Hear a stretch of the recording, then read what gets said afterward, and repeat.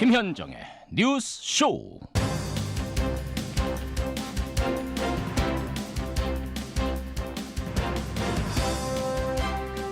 시청자 여러분 안녕하십니까. 며칠 동안 포근했던 날씨가 갑자기 돌변했습니다. 오늘 아침 제주, 부산을 제외한 전국 대부분 지역에서 기온이 다시 영하권으로 떨어졌습니다. 빙판길 또 도로에 블랙아이스 나타나는 곳들 많으니까요. 특히 주의하셔야겠습니다.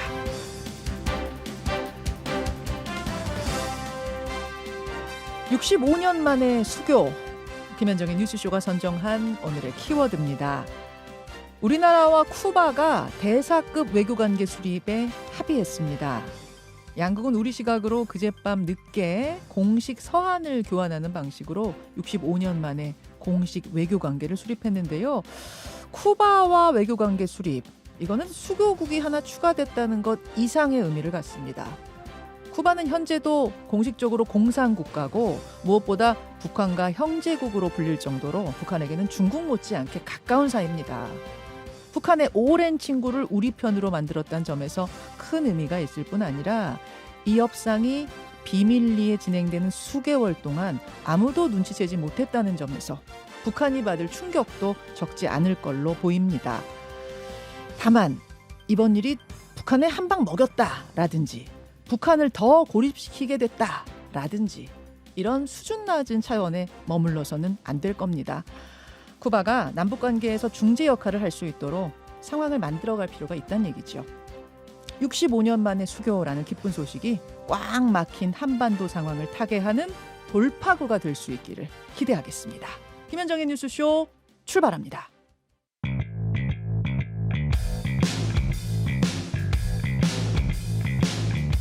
오늘 아침 뉴스 연구소. 오늘 아침 뉴스의 맥을 짚어드리는 시간 뉴스연구소. 오늘도 두 분의 연구위원 함께합니다. 경향신문 박순봉 기자 그리고 김준일 시사평론가 어서 오십시오. 안녕하세요. 예, 첫 뉴스 어디로 갈까요? 속속 대진표. 국민의힘과 민주당 공천을 계속 발표하고 있어요. 네, 그러면서 대진표도 이제 확정돼서 나오기 시작을 했습니다. 네. 국민의힘이 어제 2차 발표를 했거든요. 지금 1차에 25명 그제 했고요. 어제 2차에 25명 단수로 공천을 50명을 총 발표를 했습니다. 경선 없이 단수 확정되는 곳 50곳 발표. 맞아요. 그래서 50명 후보는 확정이 됐고요. 이제 짚어볼 점이 일단 주요 인물 대진표가 좀 나오기 시작했다라는 건데요. 네. 원희룡 전 국토부 장관을 인천 계양을에 단수 공천을 했습니다. 민주당은 아직 발표를 안 했는데 이재명 대표가 특별히 지역구로 옮기거나 뭐 비례로 가지 않는 이상은 명룡대전이 성사가 되도록 그렇게 대진표가 짜졌습니다. 그러네요. 그리고 국민의힘이 수원 공략에 좀 힘을 썼다라는 점이 어제 특징인데요.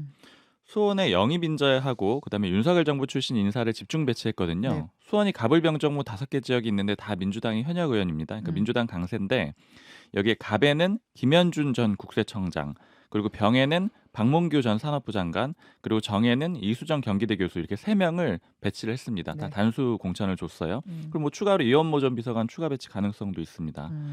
그리고 이렇게 앞서서 그러니까 일찍 1차, 2차에 발표하는 지역들은 두 가지 특징이 있는데 이제 논란이 적은 지역들, 그러니까 그렇기 때문에 또 험지 지역이기도 하고요. 네. 이제 메시지는 당에서 얘기하는 거는 빨리 단수로 정해 줄 테니까 어려운 지역이니까 어서 가서 선거운동하세요 이런 메시지고요. 이런 측면에서 경기 고양 병에도 김종혁 전 조직부총장을 이제 단수 공천을 했습니다. 제일 관심사 중에 하나는 이제 대통령실 출신들이 어떻게 되느냐 요건데 일단 1차 발표, 그제 1차 발표 때는 대통령실 출신들의 단수 공천은 한 명도 없었잖아요. 맞습니다. 어제는 어땠습니까? 어제 한 명이 있었는데 이것도 이제 좋은 지역은 아니었기 때문에 기조는 유지됐다 이렇게 평가를 해볼 수가 있어요. 그러니까 유일하게 대통령실 출신 단수 공천자 한 명 나왔는데 전희경 전 정무 1비서관이었습니다. 아, 전희경 전 의원. 네, 그런데 어디 나와요? 의정부 갑이에요. 아. 이제 국민의힘 입장에서는 썩 좋은 지역은 아니고요. 그리고 이런 기조가 유지됐다라고 볼 수도 있는 게 지금 경기 성남 분당 갑은 발표가 났거든요. 네. 여기 안철수 의원 단수로 받았는데 네. 분당 을 그러니까 옆에 지역구는 또 발표가 안 났어요. 분당을이라고 하면은 김은혜 전 수석이 출사표 던진 곳. 맞아요. 그리고 당에서는 김민수 대변인이 출사표를 던졌는데 네. 물론 향후에 뭐 추가적으로 단수가 날 수는 있는데 어쨌든 바로 김은혜 수석한테 좋은 지역구를 단수 공천을 주진 않았다. 이런 점이 있는 거고요. 그래서 지금 여권 관계자들이 계속 반복적으로 하는 얘기가 있어요. 이 얘기 하더라고요. 어제는 언론에서 용산 출신은 양지 가고 영입 인재는 험지 간다고 그렇게 쓰지 않았느냐. 근데 이거 사실과 다르지 않느냐. 이런 점들 좀 강조하고 있고요. 물론 좀 다른 쪽으로 해석하는 시선도 있습니다. 일단 용산 출신 아직 컷오프가 없는데 컷오프가 몇 명 나와서 이제 상징성이 생기면 그 다음부터는 용산 출신도 단수 공천 발표가 좀 될 거다 이렇게 예측하는 사람들이 있고요. 앞으로 더 두고 봐야 된다 한마디로. 맞습니다. 그리고 또 반면에 용산 출신은 그래도 경선 보장해 주는 거 아니야? 뭐 이런 해석들도 있고요. 근데 다만 어쨌든 전체적으로 흐름은 용산 우대는 없었다 이렇게 예. 볼 수가 있고 그다음에 공천 외에도 김무성 전 의원이 원래 부산 중 영도에 공천 접수했는데 철회했습니다. 네. 출마를 접었습니다. 자, 국민의힘 공천 상황은 그렇고 민주당 상황은요? 민주당도 어제 발표로만 보면 친문 배제는 없었다. 그러니까 좀 크게 보면 비슷한 흐름이라고도 볼 수가 있는데 어제 24개 지역구 발표했는데 민주당은 그 단수만 발표하는 게 아니고 경선도 발표를 하거든요. 네. 이 24개 중에서 10개가 단수 추천 지역구였습니다. 지도부 중에서 친문계라고 할 수 있는 고민정 최고위원이 단수 공천을 받았어요. 네. 여기는 이제 그제 국민의힘에서는 오신환 전 의원이 또 단수 공천을 받았거든요. 여기는 그러니까 짜졌네요. 양쪽이. 맞습니다. 대진표 나왔어요. 예. 고민정 대 오신환 이렇게 됐고요. 광진을. 맞습니다. 그 오신환 전 의원은 서울시 정무부시장 하다가 왔잖아요. 그리고 고민정 의원 쪽 얘기 들어보니까 오 시장이 광진을에 신경 많이 쓴다 그래요. 그래서 일종의 오세훈 측근대 고민정의 리바이벌 매치. 그러니까 왜냐하면 오세훈 전 시장을 한번 이기고 여기서 됐던 거잖아요. 그런 고민정 의미도 의원이. 있고요. 예. 그리고 홍익표 원내대표 단수 추천 받았는데 이건 좀 예정이 돼 있었죠. 왜냐하면 중성동 갑에서 서초울 험지로 옮기면서 이제 지역구 단수로 받았습니다. 예. 그리고 전략공천 4명이 좀 주목이 됐는데 영입한 인재들한테 줬습니다. 이제 가장 대표적으로 인천 부평갑, 그러니까 상대적으로 민주당에 좀 좋은 지역구에 노정면 전 YTN 기자가 받았습니다. 여기가 어떤 지역구냐면 예전에 이성만 의원 지역구인데 이성만 의원은 돈봉투 의혹으로 민주당 탈당을 했었죠. 이성만 의원, 지금은 이제 무소속이 된 이성만 의원. 근데 이성만 의원이 여기 무소속으로 출마하겠다 이런 입장 아니에요? 지금 뭐 이렇게 단일화하자 뭐 이런 얘기도 하고 있는 상태입니다. 그러니까 일단 의지는 갖고 있는 그런 상황이에요. 그 자리에 노종면 전 기자가 단수 공천입니까? 맞습니다. 예, 네. 예. 단수로 받았습니다. 예.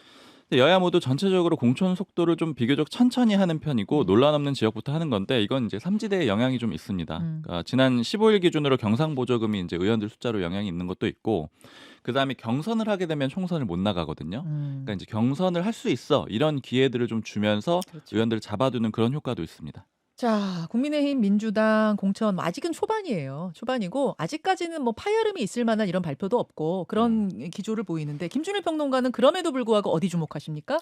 일단 공천을 이제 잘한다라는 거에 이제 뭐 한 두세 가지 이제 뭐 기준 같은 거를 보면은 첫 번째는 결과적으로 보면은 이제 잡음이 좀 적어야 돼요. 그래서 뭐 당사자들의 불복이 적어야지 이게 2016년 새누리당이나 뭐 이런 사례를 봤을 때 이제 그런 것들이 상당히 중요하다라는 걸 알고 있죠. 두 번째가 이제 굉장히 관심도를 집중시킬 수 있는 공천들.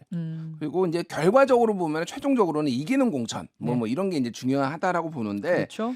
지금 현재까지의 어떤 양당의 어떤 점수를 좀 매기자면은 네. 이제 일단은 점수 전에 국민의힘은 생각보다 매끄럽다.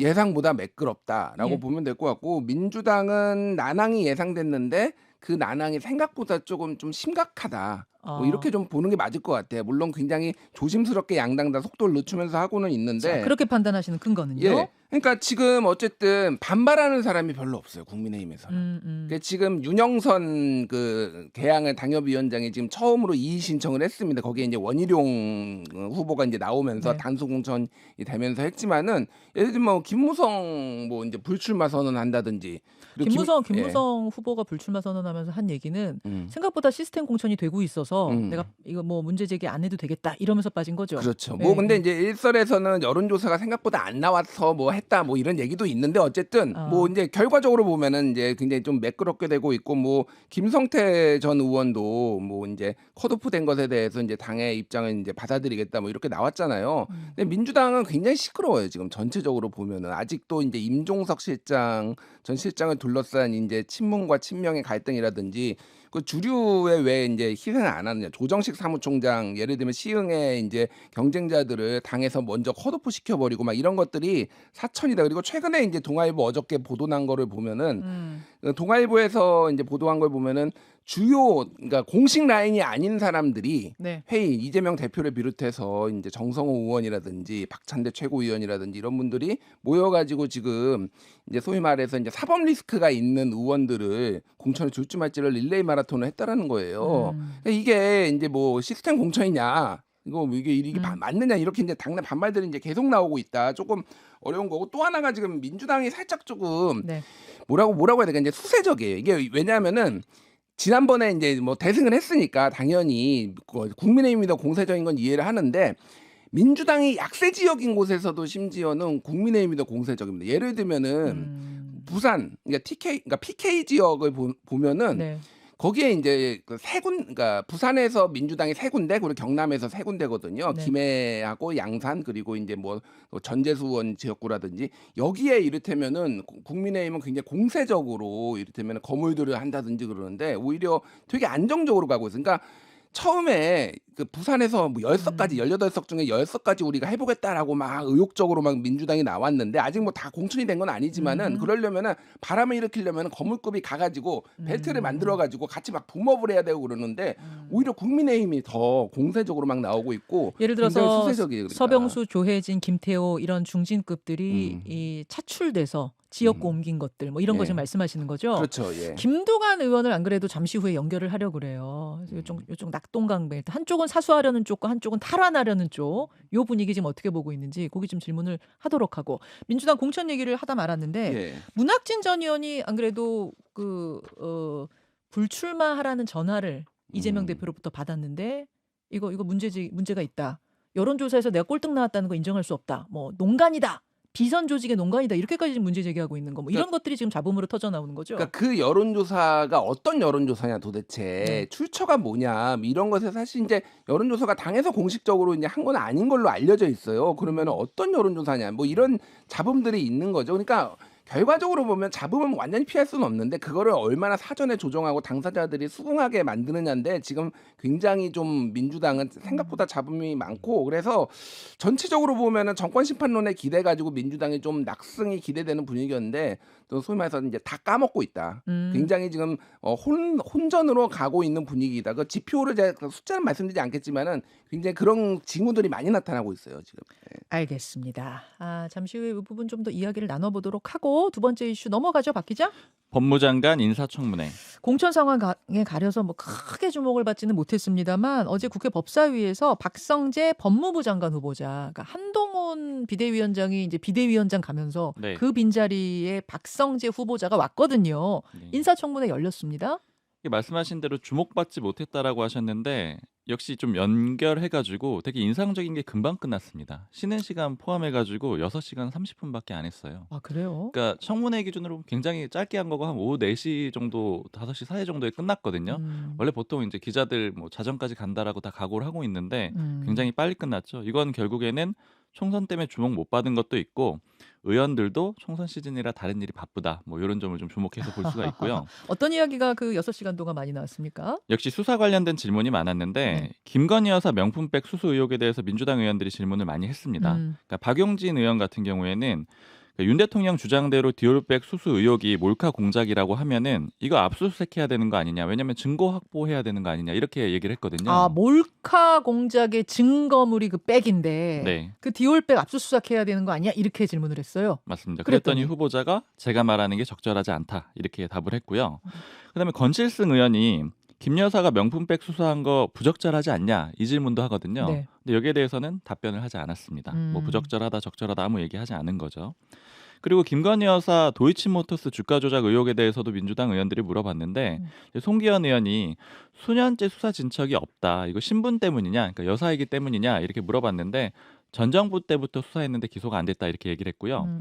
또 비슷하게 그 이재명 대표 대장동 의혹에 대해서 그 박형수 국민의힘 의원이 요거 이제 표적 수사라고 생각을 하느냐 이렇게 물어봤거든요. 그랬더니 이것도 전 정부 때부터 시작된 것으로 알고 있다 이렇게 답을 합니다. 예. 그리고 이외에도 이제 개인적인 의혹들이 좀 있었는데 변호사 시절에 정관유효 받아가지고 고액 수입한 거 아니냐. 왜냐면 이제 변호사로 활동한 기간이 원래 검사였는데 활동한 기간이 2018년부터 2022년까지거든요. 네. 그때 46억 4천만 원의 수입을 올렸는데 뭐 여기에 대해서 본인은 정관을 이용해서 해본 적이 없다 이렇게 해명을 했습니다. 네. 지금 보니까 김건희 여사에 관한 질문 민주당에서는 그쪽을 많이 던진 것 같고 국민의힘에서는 이재명 대표와 관련된 질문을 많이 던진 것 같고 이런 청문회 분위기였네요. 김준일 평론가는 어디 주목하셨어요? 일단 이게 이제 총선 국면이다 보니까 네. 별로 다들 관심이 없었다. 그러게 말이에요. 예, 전체적으로 중요한 건데. 관심도가 좀 떨어진 거는 맞고요. 근데 크게 보면 이제 박순봉 기자가 정리를 했지만은 하나는 이제 그 김건희 여사와 관련해서 야당 질문이 상당히 많았는데 이제 명품백 수수 관련해서 이건 거의 이제 말을 안 하거나 아예 답변을 안 하거나 아니면은 뭐 이제 검찰이 알아서 수사할 일이다. 이게 예를 들면은 이거 압수수색 해야 되는 거 아니야? 뭐 이렇게 야당에서 질문하니까 그건 뭐 검찰이 알아서 하고 제가 말하는 건 적절하지 않다. 이런 식으로 다 빠져나가고 말을 아끼는 분위기였고 네. 지금 논란이 되는 게 지금 그러니까 소위 말해서 정관예우 뭐 이제 김영배 의원이 좀 집중적으로 질의를 했는데 2017년에 이제 퇴임을 했거든요. 네. 그 2018년에 14억 5천만 원, 뭐 2019년에 거의 15억 해가지고 2년 동안 30억을 벌었어요. 2년에 30억이요? 예. 그러니까 이거 정관예우 아니야?라고 이제 강하게 이제 원래 지금 그때 당시에 재산 신고가 6억이었거든요. 네. 근데 이게 이제 2년에 30억. 거의 뭐 이제 30억이 늘었으니까 2년 만에 재산이 5배가 는 거잖아요. 그래서 이제 좀 뭐 아무리 봐도 고질적인 이제 정관예우가 이제 작동을 했다라고 이제 볼 수밖에 없는 거죠. 그래서 이게 좀 법무부 장관으로서 역시 부적절하다라는 거고 또 근데 이제 이거 같은 경우는 본인이 아니에요 하면 더 이상 할 수 있는 건 없는 거 아니에요? 그렇죠. 그러니까 정관예우는 아니다. 뭐 얘기를 하고 있는데 뭐 이 부분에 있어서는 그러니까 국민들의 눈높이죠. 그렇죠. 사실은. 국민 눈높이죠. 예, 그러니까 이거는 그냥 법으로면 어떻게 한다는 것보다. 이상합니다. 그러니까 어떻게 이렇게 많이 이제 딱 벌 수 있느냐라는 거고 또 하나가 이제 배우자 탈세 의혹 쉽게 얘기를 하면 공동 명의로 했는데 배우자가 직업이 없는데 이거를 공동 명의로 함으로 인해서 탈세 그러니까 증여세를 1억 원을 안 냈다라는 거예요. 그런데 본인이 이거를 잘 몰랐다라고 대답을 했는데 중앙지검 금융조사부장 출신이거든요. 그러니까 금융 전문가예요. 금융수사 전문가인데 본인이 몰랐다? 그러니까 이건 도덕성에 좀 문제가 있다. 한겨레가 이걸로 사설까지 썼습니다. 근데 전체적으로 보면은 노관심이어서 그냥 넘어가는 느낌. 넘어가고 임명될 가능성이 높다. 그러니까 인사청문회는요. 국민들 관심이 진짜 가장 중요한 것 같아요. 국민들이 관심을 많이 쏟으면 거기에 참여하는 국회의원들도 열심히 질문하고 열심히 조사하고 그래서 뭔가 이 적합한가 아닌가를 좀 이렇게 국민들이 판단할 수가 있는데 지금 관심 자체가 그 국민들도 더 관심 가졌어야 되는데 네. 우리가 또 너무 공천에만 관심이 있었던 거 아닌가 반성하게 되는. 그래도 1차적으로는 의원들이 좀 더 열심히 해야 되는 것도 물론이죠. 맞는 것 같아요. 물론이죠. 네. 아쉬움이 좀 남습니다. 다음으로 가죠. 클리스만 경질. 클린스만 감독 어제 전략강화위원회 축구협회에서 열었는데 어떻게 됐습니까? 감독 물러나야 된다 이렇게 의견을 모았고요. 네. 근데 강화위원회가 사실상의 자문기구거든요. 이제 결정할 권한은 없는데 최종 결정은 축구협회가 합니다. 그런데 아무래도 여론도 안 좋고 또 위원회도 이렇게 결정을 했기 때문에 뭐 경질로 안 갈 이유가 없는 그런 수순이라고 보시면 될 것 같고요. 위원회가 경질해야 된다라고 한 이유를 들었는데 일단 첫 번째는 역대 최고 전력으로 평가를 받았잖아요. 네. 그런데 경기력이 그렇지 못했고 이 책임이 감독한테 있다라는 거예요. 네. 특히 선수들 간의 갈등 드러났는데 뭐 손흥민 선수 손가락 다치고 뭐 이강인 선수와의 갈등 이런 게 드러났는데 감독이 이거 잘 파악도 못했고 관리도 못했다.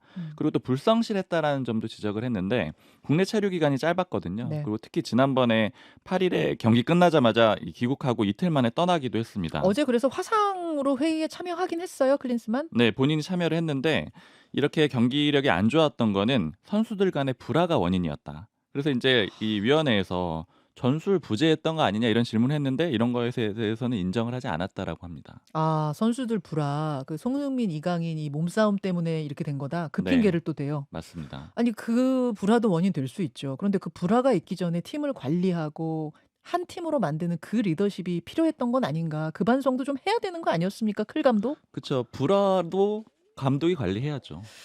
자, 그래요. 그 뭐 하여튼 이제 경질을 하면 되는데 경질 전에 조금 문제점들로 떠올랐던 건 해결이 다 됐습니까? 예를 들어 위약금 뭐 같은 아직 거? 해결되지 않았다고 봐야 될 것 같아요. 지금 자녀 연봉을 지급을 해야 되거든요. 계약 기간이 남아 있어가지고요. 근데 그 돈이 한 70억 원 정도 되니까 이것도 문제고요. 그리고 지금 당장 3월부터 북중미 월드컵 예선전 치러야 되는데 네. 감도 없는 상황입니다. 네, 네. 김준일 평론가 덧붙일 네. 말씀 있습니까? 정명규 회장이 그냥 데려왔어요. 절차를 무시하고 클린스만은 3년 동안 놀고 있었던 감독이고 이미 독일에서도 상당히 이제 평가가 안 좋았는데 그러면 이거 정명규 부분에- 회장도 사퇴해야 되는 거 아니냐 이 얘기가 있습니다. 여기까지 두 분 수고하셨습니다. 감사합니다.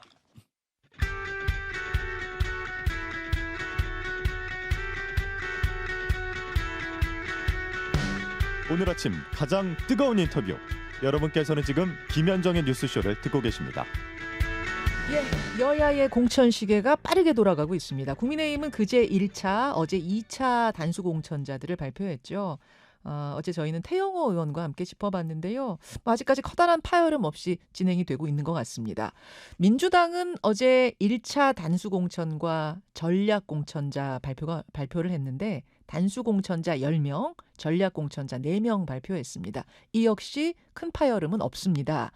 문제는 그 외 지역에서 진행되고 있는 이른바 이재명표 새술 세부대 전략인데요. 새술은 세부대에 남겠다 하면서 올드보이들 그리고 사법 리스크가 있는 후보들에 대한 정리 작업에 들어간 걸로 보입니다. 근데 이것이 약간 파열음을 낳고 있어요. 자, 오늘 민주당 공천의 해법 이분과 함께 짚어보죠. 어제 단수 공천이 확정된 10명 중 한 명입니다. 경남 양산시 을 지역구의 김두관 의원 만나보겠습니다. 김두관 의원님 나와 계십니까? 예, 반갑습니다. 김두관 의원입니다. 우선 축하드립니다. 예, 감사합니다. 10곳을 어제 우선적으로 추려가지고 단수공천 발표를 한 건데 면면을 보니까 김두관, 고민정, 홍익표, 최인호, 송기현, 김정호, 민홍철 뭐 이런 분들 주로 험지 출마자들이거나 아니면 경쟁자가 없을 정도로 앞선 경우만 확정됐다 이렇게 보면 되나요?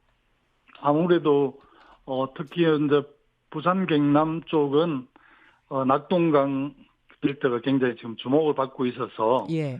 저쪽에서 이제 중진들을 차출해서 낙동강 벨트에 투입을 했기 때문에 예. 우리 당에서 입장에서 보면 낙동강 벨트를 좀 사수를 하고 어허. 보궐경 전체를 좀 확장해야 되는 그런 이유 때문에 현역위원 이것도 경쟁력이 좀 있는 분들을 조기에 어제 확정을 해준 것으로 그렇게 이해가 됩니다. 낙동강 벨트를 사수하라 저 사명을 받은 분들, 이 명을 받은 분들을 우선적으로 좀 단수 공천을 확정을 지어준 것이다.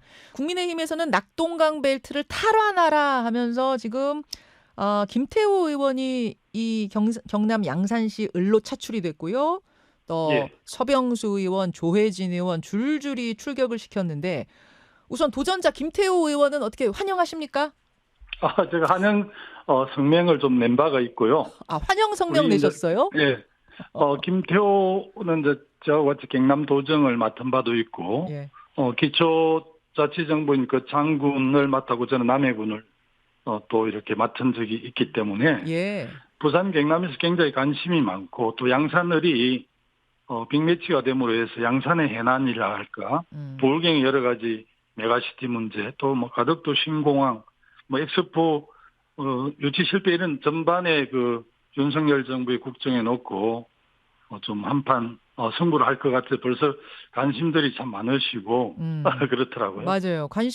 관심이 많고 일단 이 빅매치가 성사되는 게 저는 조금 부담스럽지 않으실까 했는데 오히려 좋다.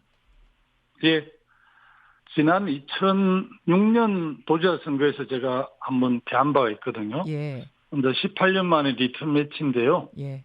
여튼 이 양산 지역이 좀 어려운 곳입니다. 저쪽에서 험지라고 코스프레를 했는데 코스프레입니까? 기본적으로 부산, 경남, 울산은 네. 그 국민의힘이 양지죠.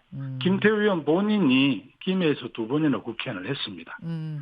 최근에 이제 조금 우리 김해 양산이 좋아진 것 뿐이지 실질적으로 부산, 경남, 울산 전체 PK 전체는 국민의힘의 당세가 아주 강한 곳이기 때문에 네. 그럼에도 불구하고 여튼 최선을 다할 준비를 하고 있습니다. 지난 과거의 패배를 이번에 한번 제대로 서력해보겠다.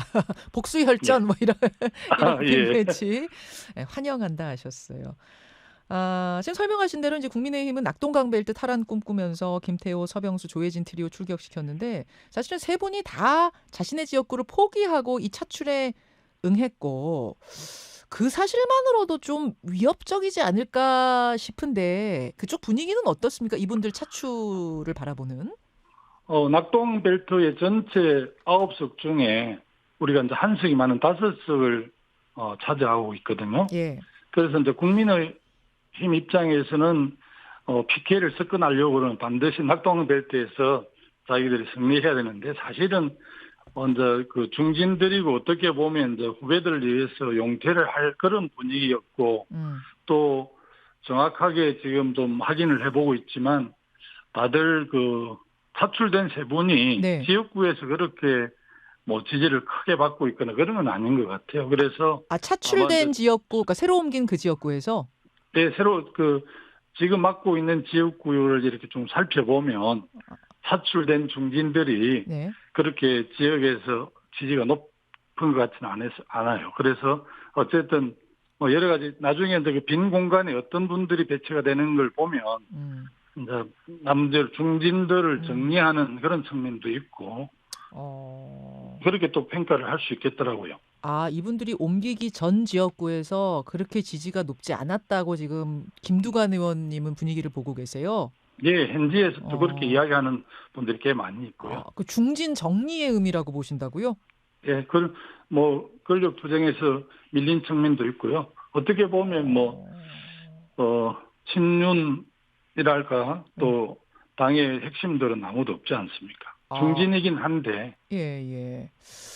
김태호 의원도 나중에 좀 모셔가지고 김태호 의원 어떻게 보시는가도 뭐 여쭙기로 하고 지금 부울경 40석 중에 7석이 민주당이죠. 그렇습니다. 예, TK는 이제 다 국민의힘이고 부울경은 40석 중에 7석이 민주당인데 이번에 얼마나 가능하리라고 보십니까? 저는 경남 지역에 16개 지역구인데요. 네. 지금 김해 가벌하고 양산을을 사수를 하고 거기에 한 5석 정도를 당선시켜서 16석 중에 한 8석 정도를 확보하겠다는 입장이고요. 네. 창원 성산구하고 김해 창원 진해구 그리고 통영 고성 거제 이런 쪽이 강세를 보이고 있기 때문에 선거일이 좀 2달이 남지 않았는데 경남 지역은 오히려 좀 확장할 수 있겠다 이런 확신을 갖고 있습니다. 그러면은 지금 40석 중에 7석보다 더 간다면 어느 정도 가능하리라고 목표치는? 저희들이 기본적으로 한 15석 정도를 목표로 하고 있고요. 15석. 최소한 2자리 숫자는 확보하겠다는 게 부산시당 위원장 또 울산시당 위원장, 저 경남도당 위원장인데요. 지도당 위원장들이 그렇게 좀 목표를 두고 잘 준비하고 있습니다. 알겠습니다. 김두관 의원 만나고 있습니다. 그나저나 이재명 대표가 며칠 전부터 인적 쇄신, 이른바 물갈이를 외치고 있습니다. 새술은 새부대, 떡잎이 져야 새순이 돋는다. 이런 발언들 하고 있는데 일단 이 물갈이론 바라보는 입장은 어떠세요? 원칙적으로 저는 맞는 말이라고 생각을 하고요. 새로운 피가 수혈되어야 하죠. 하여튼 현실적으로 후보 경쟁력도 고려해야 되기 때문에 고심이 깊은 것으로 알고 있습니다. 예. 근데 새로운 인물 들이는 것도 이제 시스템 속에서 진행되는 게 바람직하고요. 특정 개파적 목적으로 비치면 공천 과정이 잡음도 나고 본선에서 이제 단일한 대우를 만드는 데 문제가 있기 때문에 어쨌든 공천을 얼마나 핵심적으로 하느냐를 보고 국민들이 선택을 하기 때문에 공천 물갈이가 그렇게 중요하다고 저는 봅니다. 물갈이 당연히 있어야 하고 원칙적으로 맞는 거지만 이게 얼마나 시스템적으로 이루어지느냐 이 부분이 핵심이다 그런 말씀이시네요. 예. 이 대표가 직접 나서서 전화 돌리고 있다고 합니다. 삼선의 인재근 의원 그리고 문학진 전 의원한테 전화를 해서 후배들한테 길을 좀 터달라. 특히 문학진 전 의원 같은 경우에는 이제 그 지역 여론조사에서 형님이 꼴찌하셨습니다. 이렇게 전화를 해가지고 불출마를 요청했다고 하는데 문제는 문학진 전 의원이 상당히 강하게 반발을 하고 있다는 겁니다. 문학진 전 의원 보좌관 출신이죠. 안태준 예비후보가 그 여론조사에서 1등을 했고 문학진 전 의원과의 차이가 한 3배가 난다 그래요. 이게 이럴 수가 없다. 이재명 대표의 비전인 경기도팀이 농간 부린 거다. 이런 주장을 지금 하고 있습니다. 안규백 전략공간위원장한테 이거 당조사입니까? 라고 물었더니 아니라고 했다는 거예요. 이거 찐명 후보 심기 위해서 비선이 작동하고 있다. 이런 주장을 문학진 전 의원이 하고 있는 건데 이 상황 어떻게 보십니까? 저는 당대표 앞으로도 물밑에서 얼마든지 불출마해야 될 분들을 설득하는 게 저는 맞다고 보고요. 그런데 어쨌든 문학진 의원의 불출마를 권고하는 과정이 매끄럽지 않았고 더 공간에서 더 정확하게 전달하는 게 더 맞지 않았나. 아마 경기도지사를 할 때 평택 항만공사 사장을 임명해서 같이 이렇게 일을 했던 그런 특별한 관계 때문에 정무적으로 편하게 말씀드린다는 게 오히려 논란이 됐지 않는가 싶습니다. 이재명 대표는 문학진 전 의원 문제 제기에 대해서 과민한 반응이다 이렇게 일축을 했고 진짜 비선이 움직이고 있는지 어떤지는 뭐 알 수가 없죠. 다만 문학진, 임종석 이런 사례가 계속 이어지게 되면은 친명 꽂으려고 물갈이하는 건가? 찐명만 살아남는 건가? 이런 의심이 확산될 가능성은 있는 거죠. 예, 지난번에도 지금 어쨌든 가장 논란의 중심에 임종석 전 청와대 비서실장이 있기 때문에 예. 어쨌든 공간이나 최고 지도부에서 그 좀 빨리 정리를 해줬으면 좋겠습니다. 지금 임종석 의원의 그 공천 여부 때문에 예.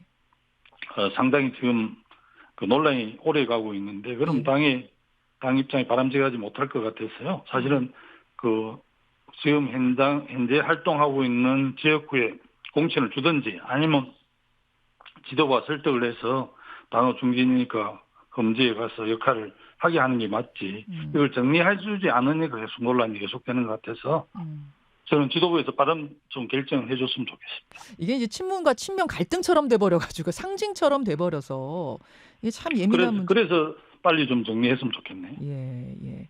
노웅래 의원도 지금 내관인데요. 예. 민주당이 지난해 5월에 특별 당규를 바꿨잖아요. 대법원 확정 판결 전까지는 공천을 줄 수 있다 이렇게 바꿨는데 그래서 노웅래, 황운하 의원 다 컷오프되지 않고 후보 등록을 했는데 그런데 최근에 이재명, 조정식 의원 같은 당 지도부가 비공개로 모여서 노웅래, 기동민, 이수진 의원 등의 컷오프를 논의했다는 보도가 어제 나온 겁니다. 예. 기동민, 노웅래 이 두 분은 재판을 받고 있죠. 돈과 관련된 혐의로. 이렇게 되다 보니까 이게 이제 누구는 사법 리스크고 누구는 사법 리스크가 아니고 이 형평성 이야기가 또 나오는 모양이에요. 어떻게 보세요? 기본적으로 무죄 충정 원칙 기초에서 판단해야 된다 생각하고요. 다만 검찰의 기소 내용을 우리 공심위 내 법률가들이 좀 자세히 볼 것으로 판단합니다. 국민의힘이 윤심 공천한다, 한심 공천한다 이렇게 인식이 되면은 사실 총선 망한다고 하듯이 민주당도 명심 공천한다, 찐명 공천한다 이렇게 인식되면은 망하는 거는 마찬가지죠. 아무래도 그렇게 인식이 되면 주권자들이 우리 당을 선택하기 쉽지 않을 것으로 저는 판단합니다. 그래서 어떤 방안, 어떤 원칙들이 세워져야 된다고 보십니까? 전에 여러 차례 한번 인터뷰에서 말씀드렸습니다만은 다선 중진들 수도권에서 3선 이상은 다선 중진들이 또 험지로 이렇게 좀 당에서 배치하고 설득해서 전체적으로 핵심 공천을 해야만 당이 살아남을 수 있지 않습니까? 그런 측면에서 당이 중진들에게 오히려 그 지도부나 공간위에서 그 어려운 지역에 좀 권유하고 또 특히 부산, 경남, 울산, 대구, 경북의 어려운 지역이니까요. 충청도 그렇고요. 강원도 그런데 그런 원칙을 제가 한번 말씀드린 적이 있습니다. 중진들을 잘 설득을 해서 어려운 지역에 좀 내려보내야 국민들이 감동하고 우리 민주당에게 마음을 줄 거라 이렇게 말씀드린 바가 있습니다. 예, 알겠습니다. 김두관 의원님, 조국 전 장관이 신당 창당을 선언했는데요. 이 조국 신당을 민주당의 준위성정당이죠. 연합비례정당에 포함시킬 것이냐 아니냐 이 문제를 놓고 좀 갑론을박이 있는 것 같습니다. 박홍근 비례정당 추진위원, 연합정당 추진위원장은 자중하셔라 이렇게 선을 딱 그었는데 그 후로도 민영배 의원 같은 경우에는 너무 서둘러서 문 닫은 거 아니냐 이렇게 이야기도 하고 조국 전 장관도 참여 가능성을 아주 닫은 것 같진 않아요. 어떻게 보세요? 아직 조국 신당 자체에 크게 프레임이 없어서 좀 더 지켜봐야 되지 않나 싶습니다. 가능성은 열어놔야 된다고 보시는 거예요? 우리 당 지도부가 판단할 문제인데요. 네. 저는 개인적인 좀 말씀을 드리면 조국 신당 만드는 것을 누가 비판할 수 있겠습니까? 그러나 지금은 민주진보 개혁 진영 승리를 위해서 좀 참았으면 하는 게 솔직한 제 개인 심정입니다. 솔직한 개인 심정. 그러하시다. 마지막 질문입니다. 한동훈 비대위원장이 지금 이재명 대표가 대장동식 공천하고 있다. 어제 이렇게 비판했는데 여기에 대해서 뭐라고 하시겠습니까? 한동훈 위원장 나무당 공천 얘기하기 전에 지난번 대통령 신년 대담에서 많은 국민들께서 관심 있는 김건희 여사의 대역백 뇌물수수 사건에 대해서 입장을 밝히지 않아서 그런 점에 대해서 사과를 먼저 표방하는 게 맞는 거 아닌가 저는 그렇게 생각하고요. 우리 당이 아직까지는 그 공천 초기라서 내 사람 꼽기라고 볼 사례가 아직까지는 크게 없는 것 같은데 우리 민주당이 이제 공천을 어떻게 하는지 국민들이 지켜보고 있기 때문에 그렇게 하고 싶어도 못할 것 같은데 상대당 공천에 대해서 아주 좀 뭐라 그럽니까? 힐량하듯이 하는 그런 태도에 대해서도 너나 잘하세요라는 말씀을 드리고 싶습니다. 너나 잘하세요. 알겠습니다. 여기까지 오늘 말씀 듣죠. 김두관 의원님 감사합니다. 고맙습니다.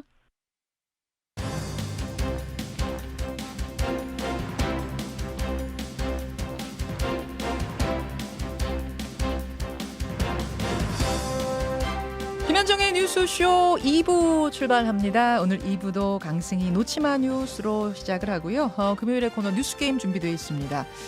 뉴스게임의 안방마님 최재성 전 수석 준비를 하고 있고 오늘의 스페셜 게스트는 국민의힘의 김성태 전 의원입니다. 김성태 전 의원이 스페셜 게스트로 확정이 된 뒤에 지난 일주일간 굉장히 많은 일들이 김성태 전 의원한테 있었어요. 여러분 아시다시피 컷오프가 됐고 거기에 반발하는 기자회견이 있었고 또 어제는 수용하는 기자회견이 그제였군요. 있었습니다. 그래서 김성태 전 의원한테 오늘 뉴스게임도 뉴스게임이지만 이와 관련된 이야기들도 제가 질문해보겠습니다. 그리고 오랜만에 돌아온 탐정 손수호 코너에서는요. 축구 얘기 좀 해보겠습니다. 클린스만, 손흥민, 이강인 사태 이렇게들 이야기를 하는데 클린스만 감독이 사실상 어제 경질이 결정됐다 이렇게 이야기해도 과언이 아닐 것 같습니다. 전략강화위원회가 열렸고 거기에서 클린스만 감독의 경질을 권고하기로 최종 결정은 물론 정몽규 회장이 합니다만 이런 상황 속에서 선수들 간의 내분 이야기도 시끄러운데요. 어디서부터 이 문제가 시작이 됐고 상황은 어떻게 악화돼 갔는지 짚어봅니다. 50원의 단문 100원의 장문 유료 문자 샵 1212 레인보우 유튜브까지 열어놓고 출발합니다.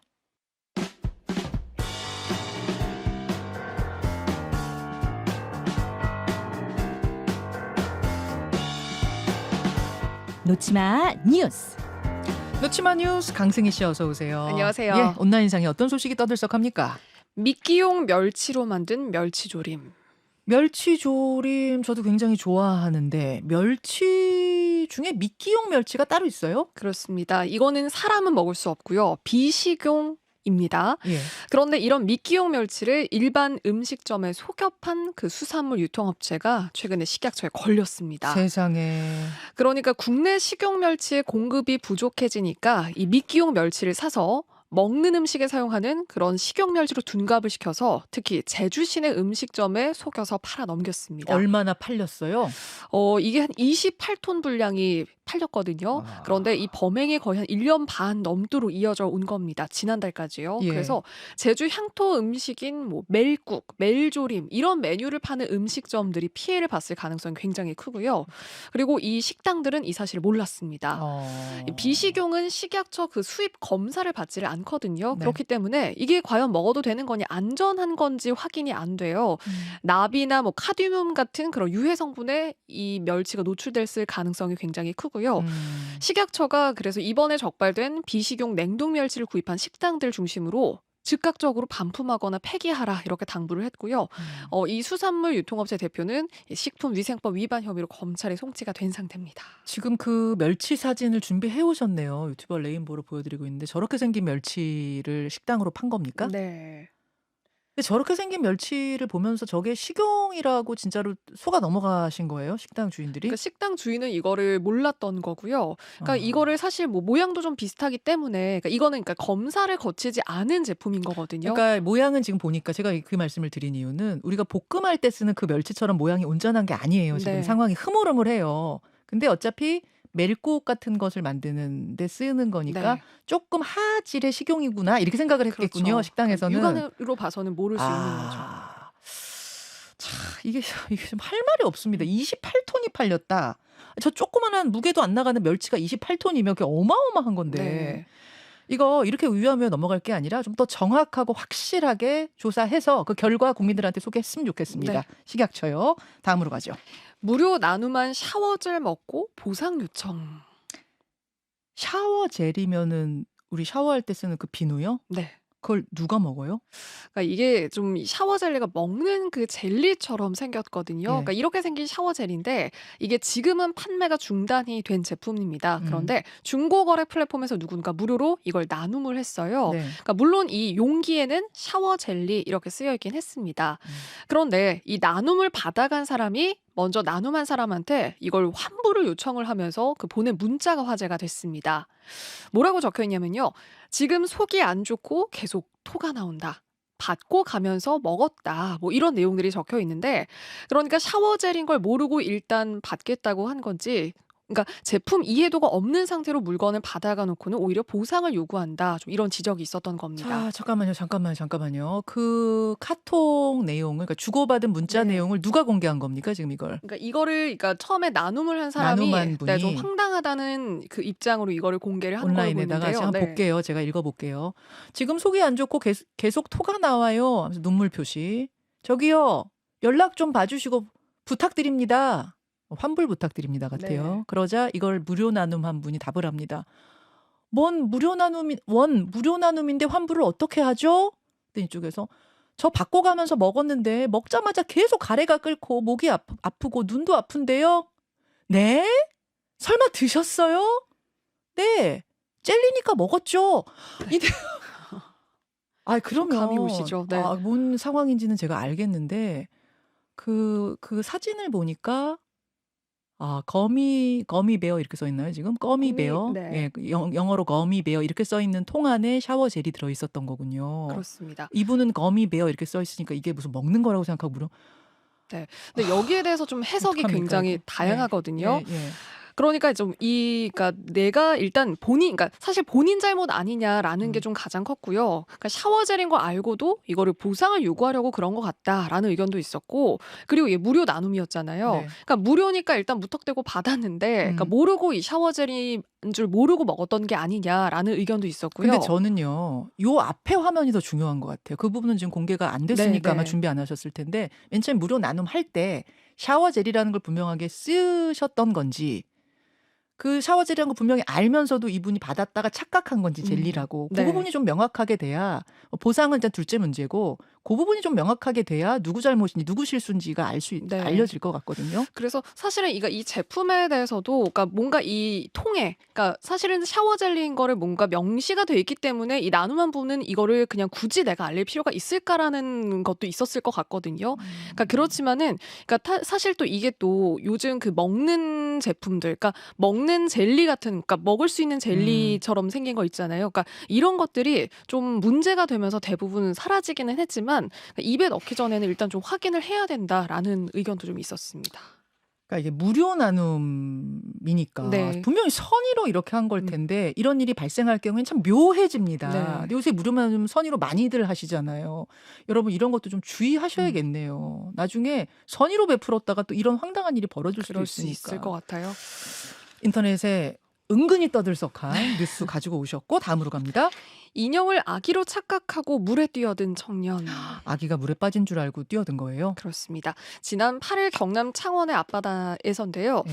한 남성이 이 물에 빠진 무언가를 구하려는 듯 물에 뛰어들었습니다. 그런데 갑자기 저체온증이 온 듯한 위기 상황에 빠진 거예요. 네. 그런데 마침 근처에 아내하고 산책 중이던 전직 해난 구조요원이 있었습니다. 이 상황을 발견하고 이 남성을 구조해서 나왔거든요. 네. 그리고 주변 사람들은 119에 신고를 하기도 했고요. 그런데 앞서서 물에 뛰어들었던 남성이 그러니까 함께 나온 건 바로 아기 모양의 인형이었습니다. 그러니까 아기 모양의 인형을 보고 이 남성이 구하러 뛰어들었다가 변을 당할 뻔한 거예요? 네, 그렇죠. 그러니까 아이고. 아기를 사실 구하려고 물에 뛰어들었던 건데 이 남성이 잠시 의식이 없었던 듯 보였지만 그 119가 도착하기도 전에 감사하다 이런 말만 남기고 자리를 떠났다고 합니다. 그래서 사실 이 남성을 좀 찾고 있더라고요. 네. 그래서 온라인상에서도 이 겨울바다에 망설임 없이 뛰어든 청년이 정말 대단하다는 의견도 있고요. 그리고 인형 때문에 정말 소중한 목숨을 잃을 뻔했다. 그리고 이 전직 공직 구조요원까지 두 분 모두 다 의인이다. 이런 또 훈훈한 의견도 있었어요. 지금 보시는 분들이 댓글 다시는 분들 중에 아 무슨 인형을 보고 그걸 착각해요 이러시는데 지금 강승희 씨가 준비해온 사진을 보니까 진짜 사람 같아요 인형이. 그 멀리서 보면 사실 저게 둥둥 떠 있었을 거잖아요. 일단은 색깔이 그러니까 그 인형이 옷을 입은 인형이 아니고 네. 그냥 굉장히 정교하게 만들어진 네. 그런 인형이에요. 이거 착각할 수 있었겠어요. 네. 또 그 남성분 큰 변 당하지 않아 정말 그러니까요. 다행이고요. 맞아요. 예, 여기까지만 볼까요? 고맙습니다. 고맙습니다.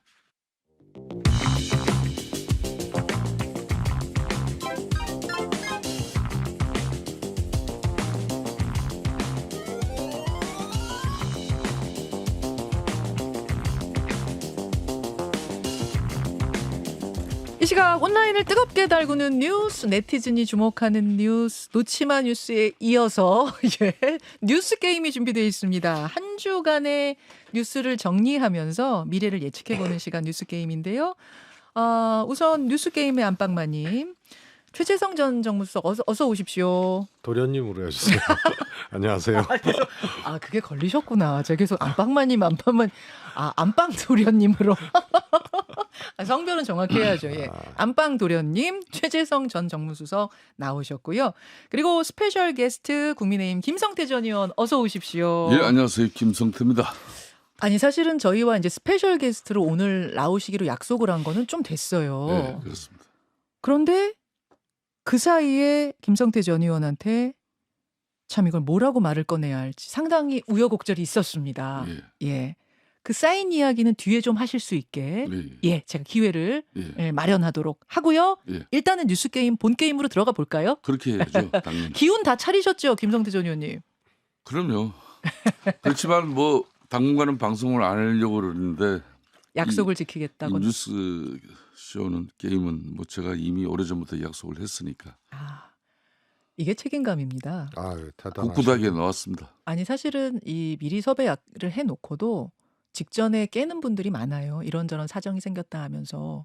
그런데 나는 약속을 국민과의 약속, 방송에서의 약속은 국민과의 약속이니까 난 지키겠다 하면서 이렇게 나와주신 일단 책임감에 박수를 보내고요. 자, 그럼 기운 내고 뉴스게임 본게임 들어가 보죠. 여러분 OX로 답변 주시고 청취자 여러분도 같이 풀어보시면 되겠습니다. 오늘은 OX가 또 김 의원님이 이렇게 어렵게 나와주셨는데 OX 판 들지 말까요? 좀... 그럴까요? 그럼 말로 할까요 오늘은? 말로 하겠습니다. 역시 우리 안방 도련님이 배려심이 또 거의 보조 진행자입니다. 거의 보조 진행자. 자, 퀴즈 나갑니다. 1번 문제. 여야의 공천 전쟁이 막이 올랐습니다. 국민의힘은 2차까지 그리고 민주당도 어제 1차 단수 공천 명단이 공개됐는데요. 여기서 중간 평가를 좀 해보죠. 여야의 공천 점수 각각 몇 점 주시겠습니까? 최재성 수석님. 국민의힘은 한 70점. 70점. 민주당은 뭐 조금 속도가 늦죠. 국민의힘에 비해서. 그러니까 아직 속단할 수는 없지만 49점. 49점. 민주당을 더 박하게 주셨어요. 김성태 전 의원님. 국민의힘 85점. 민주당 50점. 50점. 자, 2번 문제 나갑니다. 조국 전 장관이 신당 창당을 했습니다. 어제 어떤 말을 했냐면 민주당이나 신진보연합과 어떤 관계를 형성할지는 국민들 마음에 따라 결정할 것이다. 그 기준을 윤 정권을 어떻게 조기 종식시키느냐로 삼겠다라는 발언도 했는데요. 결국 민주당이 지금 추진하고 있는 연합비례정당에 참여할까요? 안 할까요? 김성태 전 의원님. 최종적으로는 하겠습니다. 한다고 봅니다. 최종적으로는 참여할 것이다. 최재성 전 수석님. 안 할 것이다. 안 할 것이다. 3번 문제 갑니다. 총선 기호 3번 쟁탈전이 치열합니다. 여야 거대 양당은 위성정당을 창당해서 불출마하는 현역 의원을 꿔주는 식으로 기호를 높일 거다. 이렇게 예상이 되고요. 제3지대도 현역 의원을 가능한 한 많이 입당시켜서 높은 기호를 받겠다. 벼르고 있습니다. 자, 그렇다면 과연 기호 3번 누구의 차지가 될까요? 최재성 전 수석. 신당, 개혁신당. 개혁신당 차지가 될 것이다. 김성태 의원님. 저는 뭐 국민의힘 이렇게 보고 있습니다. 아, 국민의힘의 위성정당, 국민의 미래, 예. 국민의 미래의 몫이 될 것이다. 네. 4번으로 가죠. 이번 총선 주목할 만한 세력은 저 제3지대입니다. 새롭게 등장했으니까요. 제3지대가 등장해서 세를 모은다면 국민의힘과 민주당, 그러니까 거대 양당 어느 쪽에 더 타격이 클까? 역시 주관식 드립니다. 최수성님? 민주당. 민주당의 타격이 가장 크다. 오랜만에 합의됐습니다. 저도 민주당이라고 봅니다. 민주당의 타격이 클 거다. 두 분 다 한 목소리로. 자, 마지막 질문 갑니다. 좀 특별합니다. 여기 계신 이제 당사자와도 관련된 질문이어서요. 국민의힘 김성태 전 의원 컷오프 발표가 나고 나서 암핵관 때문이라면서 강하게 반발했습니다. 그런데 그제 컷오프를 겸허히 수용한다고 입장을 밝히셨어요. 자, 김성태 전 의원은 왜 입장을 바꿔 수용하게 된 것일까? 일단은 5글자로 저희가 답변을 요청드립니다. 최수성님. 저는 오히려 물음표를 달아서 왜 때문일까? 왜 때문일까? 그러니까 수용 입장으로 그렇게 결론을 내신 게 왜 때문일까? 해명이 좀 잘 안 돼요. 궁금하다. 진짜 네. 궁금하다라는 답변으로 대신하셨어요. 자, 김성태 전 의원 본인의 답변 듣고 싶습니다. 예, 죽는 게 산다. 죽는 게 산다. 저희 5글자 요구하셨기 때문에 압축하셨어요. 죽는 게 산다. 자, 근데 이거는 설명이 필요하죠. 그런 설명이 필요해요. 예, 똑딱 소리 줄여 주십시오. 예. 5번 퀴즈의 해설부터 그냥 바로 듣고 가죠. 예. 김 전 의원님, 중요한 사실은 문제라서 저희가 이것은 뭐 본인의 해설을 반드시 들어야 될 것 같습니다. 왜냐하면 컷오프 발표가 나서 사면 복권이 다 됐는데 사면 복권이 된 사람에게 출전의 기회를 주지 않는 것은 너무 이제 불공정하다. 이 부분에 대해서 강력하게 성토를 하셨었거든요. 예. 큰 뉴스였습니다. 예. 그런데 입장을 바꿔서 수용하겠다 하신 이유. 예. 이 첫 스텝이 꼬여버리면은 아름다운 춤이 나오지를 않습니다. 그러니까 국민의힘은 절체절명의 상황인 것이죠. 뭐 저도 당의 원내대표까지 하고 또 중진의 위치에서 제 울분과 분노는 뭐 저 자신이 추스려지지 못할 정도로 참 암담하고 참담했었죠. 예. 뭐 그렇지만은 제가 몸담고 있는 정당 이 조직이 살아야 된다. 그래서 저 자신은 죽더라도 내가 몸담고 있는 이 조직, 이 정당이 이번 4월 총선에서 그래도 살아야 되기 때문에 나 자신의 울분과 분노는 내가 이건 또다시 감당할 일이다. 저는 2020년 21대 총선에도 사실상 그때 법원에서 1심에서 무죄를 받고 있었습니다. 제가 그때도 지금 살아오면서 지금까지 제일 후회하는 부분 중에 하나가 그때 만일 1심 무죄였는데 내가 출마를 그때 강행했다면은 법원에서 2심에서 나를 다시 유죄로 만들 수 있었겠나.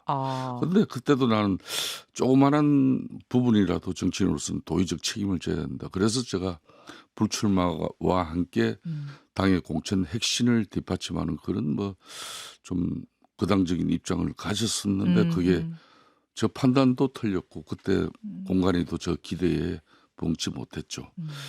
뭐 또 4년의 와신 상담의 시간은 지났지만은 분명히 이 시스템 공천도 이런 뭐 어떤 특정이 내게 또 이런 뭐 불이익이 돌아가는 그런 룰이 세팅된다면은 이건 공론화 과정을 좀 거쳐서 만일 작년에 총선 기획단에서 실질적으로 그런 내용이 자리 잡을 수 있고 논의가 되어졌다 그러면은 그 많은 시간, 노력과 비용 뭐 이런 걸 들어지고 뭐 그렇게 무리한 뭐 일을 벌릴 일이 없겠죠. 그런 측면이 뭐 아쉽습니다. 그렇지만 뭐 거듭 저는 국민의힘이 지금 절체절명의 상황이기 때문에 이 정당이 4월에서 그래도 시스템 공천에 의해서 국민들로부터 신뢰를 가지는데 그런 측면에서 저 한 번 뭐 희생이 된다 하면은 제가 그 울분과 분노는 4월 총선에 우리 당이 승리하는 길이라면 막 그걸 삭히겠다 그런 심정이었습니다. 삭히겠다 이렇게 지금 말씀.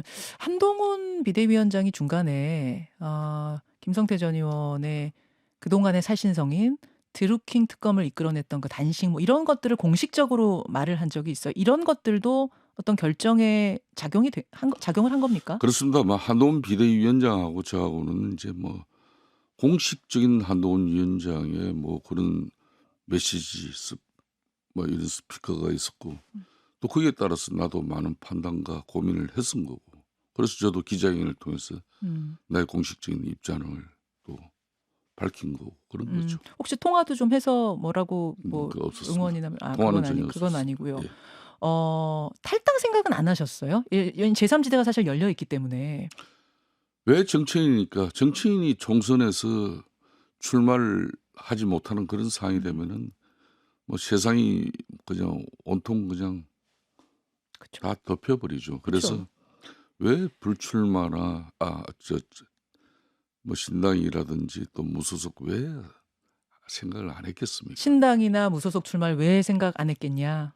그렇지만은 뭐 정치인으로서 또 저의 길이 또 그런 건 울분 분노 한풀이는 될지 모를지 제가 제 자신의 정치에 있어서 결코 슬기롭고 지혜로운 판단은 아니다. 이런 최종적인 판단을 한 거죠. 이번 총선에서 어떤 역할을 좀 맡아주십사 당에서 요청한다면 하실 겁니까? 저는 저 자신이 뭐 이번 총선에서 제가 이미 미랄이 되기로 저 자신이 각오를 했기 때문에 어떠한 역할이든 또 뭐 역할이 없더라도 마찬가지고 뭐 오로지 국민의힘이 이번 4월 총선에서 그래도 집권당의 국정 운영의 안정적 면모를 갖출 수 있는 그런 기반을 가지고 그때는 이제 뭐 여소야대가 아니기 때문에 정말 국정 운영에 무한 책임을 지는 그런 집권당이 되길 바라는 그 알겠습니다. 이상 이하도 없습니다. 자, 들으시면서 최재성 수석님 이제 아까 궁금증 좀 풀리셨어요? 아니면 조금 더 질문하고 싶은 게 있으세요? 뭐 김성태 의원님이 일단 정말 이렇게 독화살을 맞으신 그런 상황 아니에요. 그리고 이제 추술이시고 이랬는데 제가 궁금한 거를 계속 이렇게 캐묻기가 조금 거시기 합니다. 그런데 우선은 해당 지역은 뭐 강서구청장 보궐선거도 있었습니다만 네. 여당 참패로 끝났잖아요. 네. 그리고 민주당이 조금 우세한 지역인데 거기서 경쟁력 나름의 득표력 이런 것이 있고 확인된 분이거든요. 김성태 의원님. 예. 그런데 예를 들어서 뭐 테마를 가지고 대진표를 짜거나 훨씬 더 경쟁력 있는 뭐 국민의힘이 얘기하는 스타급 스타 장관들이나 뭐 셀럽이나 뭐 이런 경쟁력 있는 분이 가서 그거 탈환해야 된다. 이것도 아니고. 그래서 왜 화살을 맞았을까? 이게 일단은 안 풀리셨어요? 안 풀려요. 그래서 지금 그 지역에 이제 출마자로 거론되는 비례대표 의원님은 훨씬 더 제가 보기에는 득표력이나 이런 게 처진다고 보거든요. 그러면 경쟁력 위주로 또 국민의힘이 어려운 지역에서 누가 할 것인가 이 측면을 봤을 땐 당연히 김성태 의원님이고 또 김성태 의원님을 공천했을 경우 전국이 요동치거나 반대 여론이 뭐 있거나 이런 이제 쟁점 지역이 아니거든요. 쟁점 인물이 아니고 네. 김성태 의원의 이 거치나 뭐 이런 것을 갖고 왜 공천을 줬냐, 왜 출마하냐 이걸로 국민의힘이 총선에 타격을 받을 만한 그런 게 아니었거든요. 그래서 우선 그게 납득이 안 가요. 개인적으로 뭐라고 추정하셨어요? 잘 모르겠어요. 그래서 김성태 의원님이 처음에 소위 말해서 컷오프 되시고 네. 말씀하셨던 저는 그런 게 아니면은 해명이 안 되는 사안이에요. 거기에 윤핵관을 넘어서 뭐 암핵관들의 어떤 이것이 작동한 거 아니냐라는 의심을 처음에는 하셨었거든요. 저는 그런 게 아니면은 참 해명이 안 되는. 제가 이 질문을 한번 더 던지면 좀 잔인한 게 될까요? 어떨지 모르겠습니다. 그때 기자회견 듣고 전 굉장히 궁금했었는데 당을 위해서 이번에 이거 겸허히 수용하겠다라고 입장을 바꾸긴 하셨습니다만 여전히 윤핵관, 암핵관의 존재는 있다고 보십니까? 뭐 그날도 기자회견문을 제가 이제 읽고 난 뒤에 백프로에서 뭐 기자께서 물어보시는 분이 있었습니다만은 제가 그건 답변을 안 했습니다. 이미 뭐 백의종군을 결심한 마당인데 더 이상의 뭐 당내 분란과 또 혼란을 야기시키는 그런 발언은 제가 아무에게도 도움이 되질 않기 때문에 더 이상 이제 언급하지 않죠. 그래서 지금 방송 입장에서도 제가 뭐 또 강력한 투쟁을 하고 또 문제를 계속 잘못된 공천에 대해서 시정을 요구하는 입장이라면 아마 그보다 더 독한 내용도 또 포함될 수도 있었겠죠. 지금은 이제 제가 백의종군을 하겠다는 입장을 공식한 한 이상 의미가 없을 것 같습니다. 그러니까 할 말 많지만 하지 않겠다. 할 말 안 뭐 이렇게 되는 건가요? 김 의원님이 결정을 수용하고 분을 삭히고 이렇게 정리된 그런 마당이지만 김 의원님이 화살 맞고 남기신 말은 아마 진실에 가까운 어록으로 남을 겁니다. 지금 문자 굉장히 많이 오는데 안타깝다, 힘내시라 이런 문자들 특히 이제 국민의힘 당원분들 중에 문자 많이 보내시는 것 같아요. 예. 김성태 의원께 그 메시지도 좀 전하면서 퀴즈 좀 더 풀어보도록 하죠. 아까 답변의 해설을 좀 드려야겠는데 공천 점수를 두 분 매겨주십시오 했더니 아까 어떻게 주셨죠? 최수석은 국민의힘 70점, 민주당 49점. 자당을 지금 더 좀 박하게 주셨어요. 김성태 의원은 국민의힘 85점, 민주당 50점. 이거는 최수석님의 해석부터 좀 들어야 되겠는데요. 국민의힘은 일단 뭐 TK를 비롯해서 영남 지역에 지뢰밭이 좀 있거든요. 그래서 검사 출신이라든가 대통령 출신이라든가 또 혹은 국무위원 출신이라든가 이런 분들이 현역 의원을 대체하는 그런 이제 가능성이 있는 공천의 지뢰밭이 남아 있는 곳이 영남 지역이거든요. 수도권은 사실 국민의힘 현역이 별로 없으니까. 그러니까 지금까지는 1차 단수 지역 발표하는 거는 무난하게 한 거거든요. 아하. 진짜 저는 경쟁력 위주로 했다고 봐요. 예. 그러나 수도권 현역 의원이 없으니까 그런 게 가능했던. 적었으니까 가능했던 게 1차 발표였었고. 이제 영남권 공천 작업 시작되면 그럼 어떤 상황들 발생할 거라고 보시는 거예요? 그런데 우선 조혜진 의원이라든가 김태호 의원이라든가 서병수 의원이라든가 이분들 일종의 이제 교통정리 이런 거 재배치 이런 것들이 매우 공격적으로 이루어졌는데 이제 이 파열음을 하여튼 없앴거든요. 그래서 그건 저는 뭐 정무적 관점에서 봤을 때는 굉장히 성공적이다. 지금까지 성공적이다. 예. 그래서 다 수용을 하고 재배치를 한 건데 그 민주당 현역 지역이거든요. 그러니까 교통정리가 그래도 스무스하게 잘 됐단 말씀이죠. 그리고 대진표를 공격적으로 공세적으로 주도적으로 짠다는 거는 선거에서 굉장히 중요한 거예요.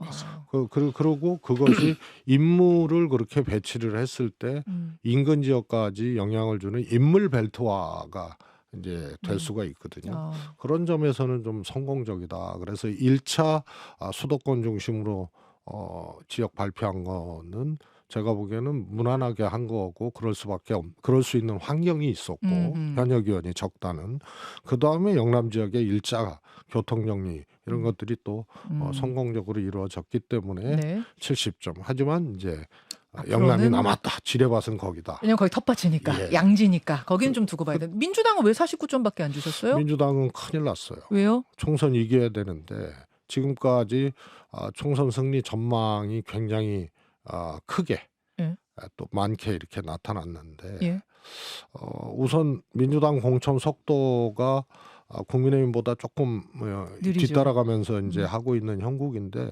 현재까지는 두 가지가 문제가 되는 거예요. 첫 번째 뭡니까? 하나는 주류는 늘 헌신을 했거든요. 그러면서 공천 혁신이라든가 물갈이라든가 이런 건 이제 명분을 삼은 거예요. 항상 그랬어요. 2020년도에는 이해찬 대표 스스로가 불출마했거든요. 그러면서 공천을 관리하고 또 필요한 이 물갈이든지 뭐 이런 것들이 가능했거든요. 그런데 지금은 사무총장 뭐 등등등 해서 아주 지금 지도부 핵심 인사들 공천을 사실상 주도하는 사람들이 공천 심사도 아닌데 자격 심사 과정에서 경쟁자들을 제거시켜 버렸거든요. 그래서 우선 헌신이 없다. 주류의 헌신이 없다. 그다음에 민주당은 전통적으로 비주류를 포용을 했어요.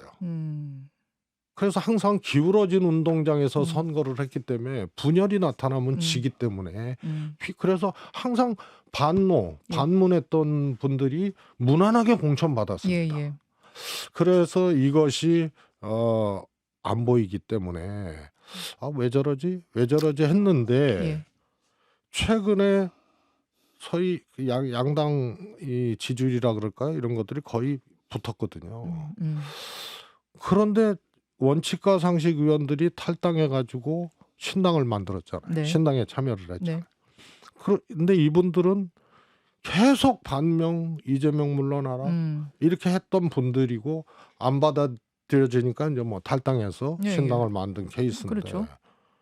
지금 임종석 의원을 그야말로 정점으로 주류에 의해서 비주류 그것도 문재인 정부 비서실장 했었던 비주류를 주류에 의해서 건드는 이런 경우거든요. 그분들은 반명을 외쳤던 분도 아닌데 아니고. 그냥 비주류라는 이유로 지금 이렇게 되고 있다, 배척되고 있다고 보시는 그러니까 거예요? 그게 투명하지가 않은 거예요. 왜 그러면 임종석을 주류에서는 이제 이렇게 얘기하잖아요. 임종석 실장 정도의 그 뭐 자산이라면은 그 정도 위치에 있는 분이라면 더 험지로 가셔라 뭐 이런 거 아니에요? 아닙니다.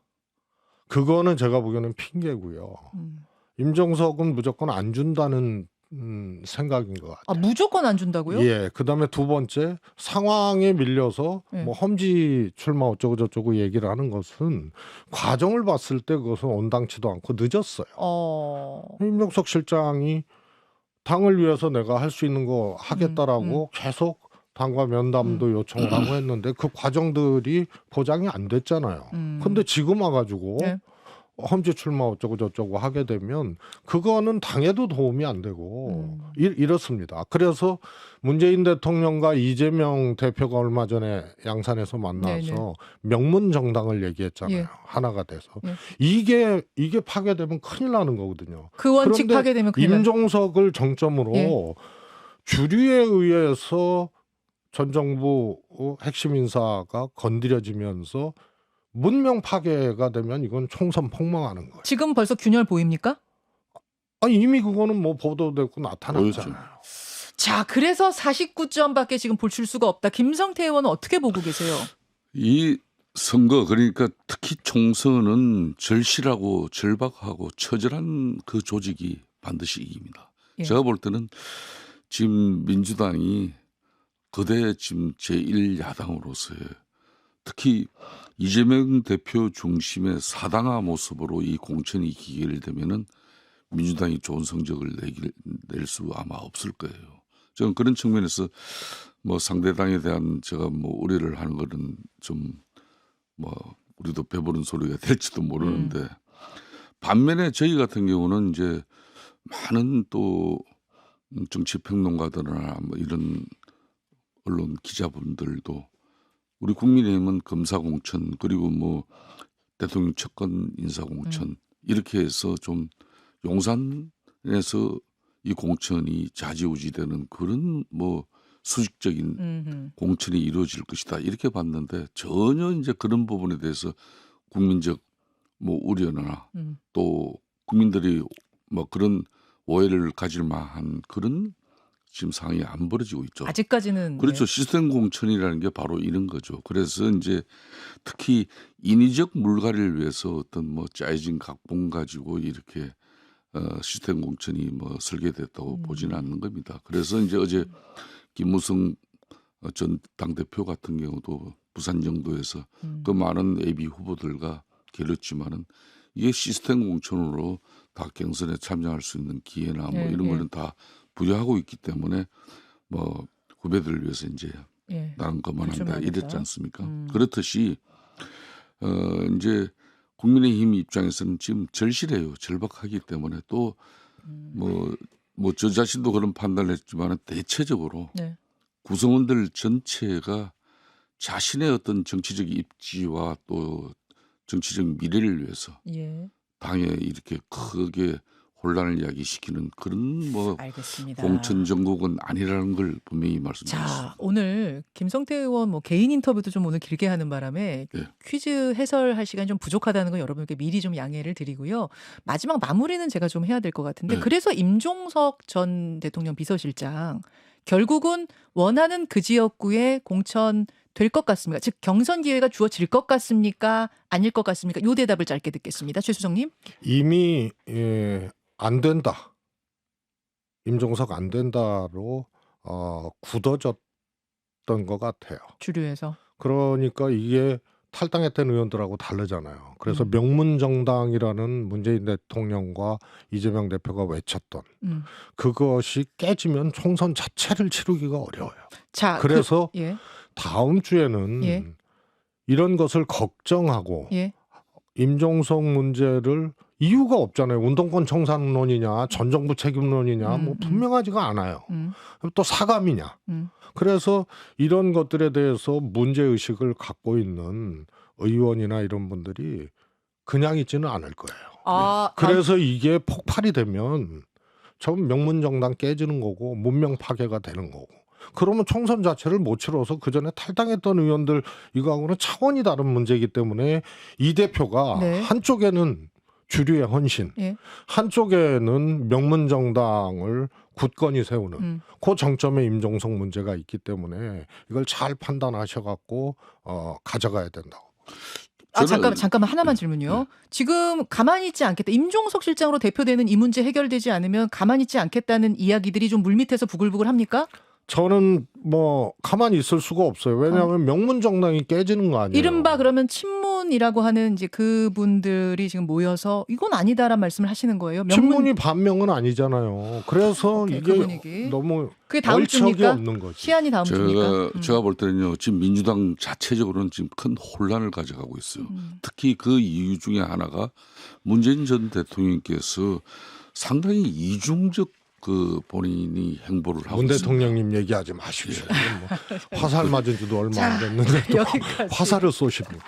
오늘 두 분하고 제가 이야기를 한 20분 더 나눠도 모자랄 정도인데 일단은 다음 코너가 또 있어서 여기서 정리를 하고 다음에 또 모시도록 하겠습니다. 김성태 전 의원, 최재성 전 정무수석 고맙습니다. 예, 감사합니다. 네, 안녕하세요. 오늘 축구 이야기 시작하면 굉장히 길 것 같은데 일단 본방송 끝나고 유튜브 댓글쇼까지 더 이어갈 수 있다는 거 미리 말씀드리면서 축구 얘기 가져오셨다고요? 예, 그렇습니다. 우리나라에서 가장 관심을 많이 끌고 또 인기 있는 게 바로 남자 축구 국가대표팀 아니겠습니까? 그렇죠. 오늘도 그래서 탐정에서도 축구 얘기를 하겠는데요. 사실 이 얘기 본격적으로 하기 전에 네. 아니 저 사람이 도대체 왜 축구 얘기하냐 이런 부분도 먼저 말씀을 드려야 될 것 같습니다. 제가 TV에서 정식으로 축구 해설도 했고 또 이번에 잉글랜드 링가드 선수 한국에 또 진출하는데 또 함께 일을 했고 또 K리그 구단 변호사이기도 하고 네. 축구 일을 하고 있습니다. 네네. 먼저 말씀을 드리고요. 축구 일 안 하셔도 탐정에서 다루셔도 네네. 돼요. 오해하실까봐 네, 예. 말씀을 드렸고 네. 퀴즈를 하나 내고 좀 시작하겠습니다. 네. 김현정 PD에게 우리나라의 축구 국가대표 감독이 몇 명이 있습니까? 축구 국가대표 감독 몇 명인지 저는 네. 안 세봤는데 잘 모르겠는데요.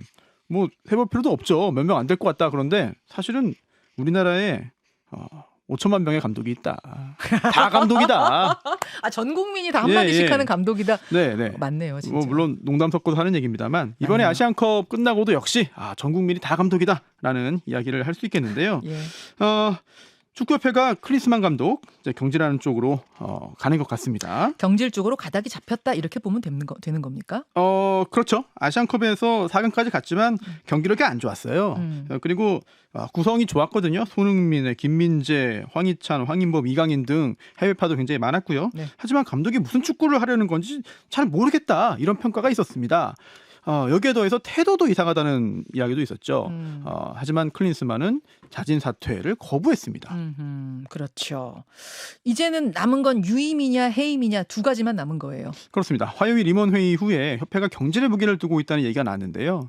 그리고 어제 전력강화위원회가 열렸어요. 네. 이제 회의 후에 황보관 기술본부장이 이렇게 말했습니다. 클린스만 감독이 더 이상 국가대표팀 감독으로 리더십을 발휘하기 힘들다고 판단했다. 교체가 필요하다는 의견을 협회에 보고하겠다.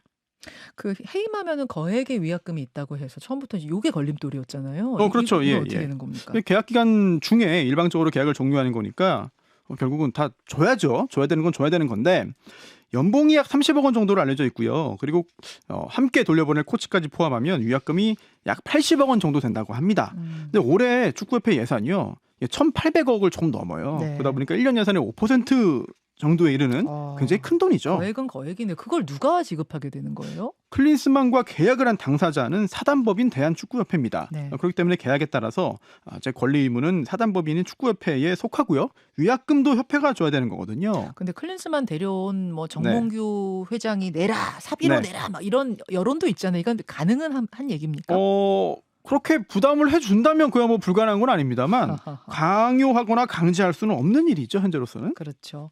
근데 제가 듣기로는 축구협회 재정이 풍족한 건 아니라고 들었어요. 빚도 졌다고 들었는데. 그렇습니다. 이제 파주를 떠나서 천안에 축구센터를 이제 지으려고요. 300억 원 대출까지 받았거든요. 그러니까 이번 위약금이 상당히 부담이 되죠.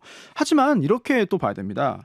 좋은 외국 감독을 모셔오려면은 그런 조항을 넣을 수밖에 없어요. 없으면 안 오니까요. 네, 근데 여기서 또 의문이 생깁니다. 자, 그렇다면 과연 클린스만이 그런 위약금 조항을 넣어서 데려올 정도의 명장이냐? 그렇죠. 그런 의문이 생기고요. 이건 또 다시 또 다음 의문으로 연결됩니다. 그러면 도대체 정몽규 회장은 도대체 왜 그런 클린스만을 데려왔느냐? 근본적인 의문이 생기는 거죠. 그렇죠. 그렇죠. 그 문제는 잠시 후에 좀 더 꼼꼼히 따져보고 일단 클린스만 사태가 시작된 처음으로 가보겠습니다. 처음으로. 네. 직전 감독은 포르투갈 출신의 파울로 벤투였잖아요. 계약 기간이 끝나면서 일단 벤투가 떠난 거죠. 그렇습니다. 사실 벤투 감독도 재임 내내 평가가 엇갈렸어요. 뭐 안 통하는 빌드업 축구 고집한다, 교체도 못한다, 뭐 이런 비판이었는데 그런데 이제 1년 전이죠. 카타르 월드컵에서 원정 16강에 성공했습니다. 성과를 낸 거예요. 그래서 축구협회도 재계약을 제안하긴 했습니다. 근데 벤투가 거부하지 않았어요? 그렇습니다. 그렇죠. 축구협회가 제안한 계약이요. 아시안컵을 치르고 그 결과에 따라서 이제 계약 기간을 연장하는 내용입니다. 그러니까 1+3년 계약이었거든요. 근데 벤투는 처음부터 4년 재계약을 요구했다.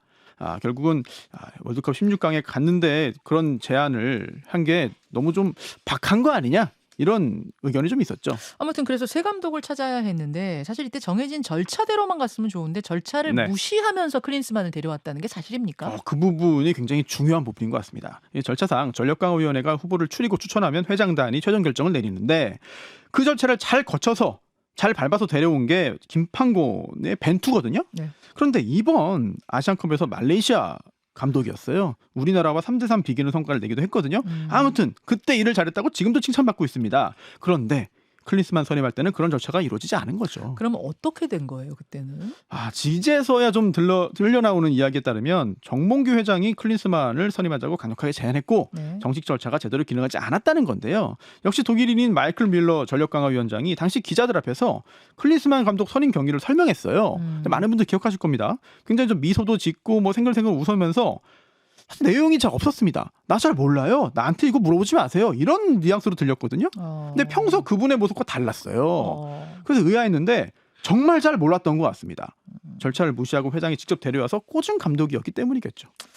그렇죠. 이런 절차를 지키지 않았다는 것도 문제지만 클린스만 감독의 전적들이 감독으로서의 전적들 평가가 워낙 좋지 않았다는 게 더 문제 아니에요? 좋지 않은 정도를 넘어서 감독 커리어가 사실상 이미 다 끝난 상황이었다고 보는 게 맞습니다. 제대로 된 감독 자리로 돌아가기 힘들 걸로 보였고요. 그냥 열심히 재미있게 즐겁게 세계를 돌면서 즐기는 축구 셀럽으로 보였어요. 좋은 성적 거둔 적은 그럼 없었어요? 독일 국가대표팀 감독이었거든요. 그래서 2006년 월드컵에서 3등을 했습니다. 잘한 거죠. 그리고 미국 대표팀 맡아가지고 2013 이제 골드컵에서 우승하고요. 또 그 다음에 브라질 월드컵에서도 16강에 갔어요. 네. 그래요. 그러면은 뭐 그 정도면 능력이 아주 없는 건 아니잖아요. 뭐 아무것도 못했으면 그 정도의 기회도 없었겠죠. 하지만 그 정도는 아니었고요. 그런데 2006년 월드컵 3등했지만 그 대회 독일에서 열렸습니다. 개최국 독일 감독이 우승 못했으니까 실패예요. 네, 그리고 더 큰 문제는 그 다음에 클럽팀 감독으로서 보인 모습이었는데요. 어땠습니까? 사실 국가대표팀과 클럽은 좀 많이 다릅니다. 클럽은 1년 내내 함께 경기를 하니까 더 섬세한 전술 전략이 필요하고 분석도 이제 필수거든요. 그렇죠. 그 어떤 종목보다 축구 감독의 역할이 큽니다. 그런데 클린스만은 전술이 없다는 비난을 계속 받았어요. 전술이 없다. 전술이 없으면 그럼 감독으로서 뭘 했다는 거예요? 당시 바이에른 뮌헨에서 뛰었던 필립 람이 자서전에서 이렇게 말했습니다. 우리는 클린스만 밑에서 체력 단련만 했다. 전술적인 지시가 없었고 선수들이 모여서 알아서 경기를 어떻게 할지 토론했다. 네. 그리고 클린스만이 하는 말이라고는 넌 골을 넣어야 한다. 이길 수 있다. 이런 사기 진작밖에 없었다고. 이길 수 있다. 잘해라. 네, 그렇죠. 물론 축구 감독에 요구되는 게 전술과 전략만이 아니라 뭐 관리와 동기부여도 굉장히 중요합니다. 맞아요. 하지만 클린스만은 감독직에 임하는 태도 역시 문제거리였습니다. 태도도 논란거리였죠. 미국 네네. 집을 너무 좋아했잖아요. 맞아요. 그러다 보니까 예전에도 그랬거든요. 그래서 우리나라 감독으로 올 때도 아니 이거 미국에 너무 자주 가는데 혹시 한국에 머물러야 한다는 의무 조항이 있습니까? 라는 기자들의 질문이 있었을 정도였는데 독일 대표팀 감독 시절에도 미국에 너무 오래 있었고 독일에 잘 안 왔어요. 네. 원격으로 이제 지도하는 그런 상황도 있었는데 사실 이 독일 미국 이중 국적자입니다. 그리고 아들은 또 미국 국적 축구 선수이기도 하고요. 네네. 이제 이번에 한국에 와서도 국가대표 명단 발표 또 그에 따른 어떤 선발 경위나 선수에 대한 설명을 할 때 기자와 대면으로 하지 않고 미국에서 온라인으로 한 적이 있거든요. 게다가 이번에 4강에서 떨어지고 온 다음에 한국에 왔다가 이틀 만에 또 미국으로 갔어요. 근데 그때 귀국장에서 아시안컵 대회 분석해서 네. 보완하겠다고 밝혔었거든요. 그렇죠. 네, 그런데도 이틀 만에 간 거거든요. 게다가 팬들이 분노한 가운데 어제 열린 전력강화위원회 미국에서 온라인으로 참석을 했습니다. 네. 1시간 정도 이제 참여했다가 이제 나갔는데 협회와 회장이 잘 통제를 못하는 모습이에요. 그리고 놀랍게도 어제 이런 말을 했답니다. 뭐라고요? 전력강화위원회가 있다는 걸 이번에 처음 알았네요. 네, 있는 줄 알았다면 돈 많이 받았을 텐데 그러지 못해서 아쉽습니다. 웃으면서 혹시 그 얘기했을까요? 늘 웃는 모습이기 때문에 그렇지 않았을까라는 짐작은 되는데. 좋아요. 예. 네네. 근데 이게 클린스만의 문제이기도 하지만 협회의 문제이기도 하고요. 어제 클린스만을 성토했던 전력강화위원들의 잘못이기도 합니다. 야, 듣다 보니까 황당하네요. 황당해요. 그렇죠. 예, 감독 경력이 한동안 끊겼다가 어렵게 또 이제 그 독일 분데스리가 헤르타 베르린 감독으로 돌아왔는데 그때는요 또 다른 기행을 했어요. 어떻게요? 선수 구성 다 끝났는데 구단과 상의도 없이 이제 SNS에 라이브 방송을 하면서 사퇴 선언을 하고 떠나버렸습니다. SNS에서 사퇴 선언을 했어요? 라이브 방송으로 했는데 이런 감독을 누가 또 부르냐라고 했는데 한국으로 온 거죠. 자, 이게 된 겁니다, 여러분. 이런 과정을 거쳐서 사실상 감독으로서 생명이 끝난 사람을 우리가 데려왔다는 겁니다. 네. 그럼 정몽규 회장은 왜 데리고 왔느냐? 왜? 네네네. 이거 본인이 오늘 뭔가를 밝히지 않겠느냐라는 기대도 합니다만 본격적으로 이제 전면에 나서지 않는 걸 볼 때 큰 기대를 할 수 없어 보이거든요. 근데 이런 부분은 좀 있습니다. 우리나라가요 세계적인 명장을 데려올 돈은 없어요. 그래서 이번 아시안컵 얼마나 줘야지 데려오는데요? 세계적인 물론 명장. 아주 고액 연봉입니다만 이제 사우디아라비아를 이번에 그 지도한 만치니 감독은 연봉이 거의 300억입니다. 연봉 300억? 예. 이 사람이 제일 많이 받는 사람이죠. 이번 아시안컵에서는 1등이었고 2등이 이제 클린스만이었죠. 그런데 이제 클린스만 그리고 또 클린스만이 그 전에 한참 전입니다만 국가대표팀 만나서 성적을 낸 적은 있으니까 그걸 기대했을 수도 있고요. 또는 누구나 잘 아는 스타잖아요. 그러다 보니까 내가 이렇게 유명한 사람 데려왔다. 내가 한국 축구 위에 큰일 한 거다라고 보여주고 싶은 생각이 있었을 수도 있죠. 근데 몇 년째 아무 데서도 부르지 않는 감독이었는데 왜 그런 생각을 했는지. 사실 지금 클린스만을 겪었으니까 비난 일색이지만 초반에는 환영하는 목소리도 있었어요. 유명하니까 일단 그랬는데 사실 지금 이 상황은 클린스만의 잘못이라고 보기는 어렵습니다. 그럼요. 클린스만은 원래 그랬습니다. 원래 그런 사람이다. 클린스만은 계속 그랬습니다. 그렇기 때문에 클린스만이 이렇게 하리라는 거를 다 예측할 수 있었고 예측했습니다. 이런 사람인지 알면서 부른 사람이 잘못이면은 정몽규 회장 책임이 가장 큰가요? 그렇게 볼 수밖에 없죠. 왜냐? 다 아는 내용이 그대로 실현된 거거든요. 그러면 당시에 이런 일을 예상하고 데려오지 않았어야 합니다. 심지어 일개 축구 팬인 저도 1년 전에 댓글쇼에서 이거 최근 수십 년간 내린 협회 결정 중에 최악이다. 선임 자체가 납득 안 된다라는 말 할 정도였는데 다른 축구 전문가들은 뭐 오죽했겠습니까? 그러네요. 그런데 데려왔기 때문에 만약에 모르고 데려왔다면 또는 알고 데려왔다고 하더라도 이거 다 심각한 일이에요. 그러다 보니까 여러 괴담들이 돌고 있는 거죠. 자, 이렇게 된 건데 이런 상황에서 요르단전 전날 선수들 사이에 물리적 충돌이 있었다는 또 충격적인 이야기까지 들리니까 팬들이 더 경악한 거 아닙니까? 그렇습니다. 그 얘기 하면은 그건 1시간 정도 얘기를 해야 되는 것이고 또 전대회 전전대회 등등 여러 대회에서 또 이야기들이 나오기도 했기 때문에 참 답답한데 근데 이제 그 과정에서 누가 어떤 말을 했느냐 이 부분을 정확히 따지고 들어가다 보면은 아직 시간이 더 필요해요. 정확하게 다 드러난 게 아니기 때문에 지금 상황에서 누가 잘했다 누가 잘못했다 뭐 이렇게 말을 하기는 좀 어려워 보이고요. 다만 네. 이 건 관련해서도 협회의 잘못을 지적할 수밖에 없습니다. 자, 왜냐하면 어떤 조직이든 내부 갈등은 생깁니다. 네. 그리고 갈등이 다툼으로 이어지는 경우도 있고요. 네.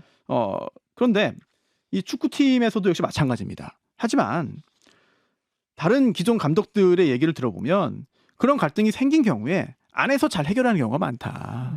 근데 일단 그걸 해결하지 못한 클린스만의 잘못도 있는 것이고 또 설령 이게 외부에 얘기가 흘러나왔다 하더라도 곧바로 기다렸다는 듯이 사실 인정을 해주고 이 건 관련된 것만 계속해서 얘기를 해주면은 오히려 이거를 유도하는 거 아니냐, 기다린 거 아니냐, 반기는 거 아니냐, 활용하는 거 아니냐, 악용하는 거 아니냐라는 의심을 받을 수밖에 없어요. 어제 클린스만이 그랬다면서 화상회의에서 네. 내 문제가 아니라 선수 불화가 문제였다. 전술 잘못 없다. 전술 문제 없었고 선수 간 불화가 있었기 때문에 이렇게 된 거 아니냐, 내 탓 아니다라는 말을 하게 된 거죠. 어떻게 뭐 마무리를 좀 해야 될 텐데 어떻게 돼야 될 거라고 보세요? 이제 방향을 좀 정해주신다면? 뭐 참 많이 답답한 상황입니다만 협회가 정말 뼈를 깎는 노력을 해야 되는데 뼈를 깎는 것보다는 뼈를 바꿔야 되지 않냐. 깎아서 될 문제가 아니다. 네, 깎을 생각도 없어 보이니까 뼈를 바꿔야 됩니다. 축구 팬들이 나서야 됩니다. 관절에 문제 있을 때 이걸 고쳐 쓰느냐 아니면 인공관절을 아예 껴버리느냐 이 차이인데 이 지금은 아예 바꿔버려야 되는 상황이에요. 그렇지 않고서는 이게 쉽지 않아 보이거든요. 특히 감독 선임 관련해서 규정이 있었습니다. 분명히 있었고 그동안 잘 된 적도 있었습니다. 그런데도 이걸 무시하고 이런 얘기를 했다는 것, 이런 일을 만들었다는 거는 책임을 져야 되는 거죠. 자, 잠시 후 댓글쇼로 좀 더 이어가죠. 손소 변호사 고맙습니다. 네. 김현정의 뉴스쇼 함께해 주신 여러분 고맙습니다.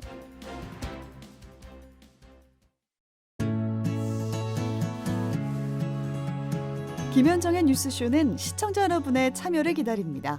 구독과 좋아요, 댓글 잊지 않으셨죠? 알림 설정을 해두시면 평일 아침 7시 20분 실시간 라이브도 참여하실 수 있습니다.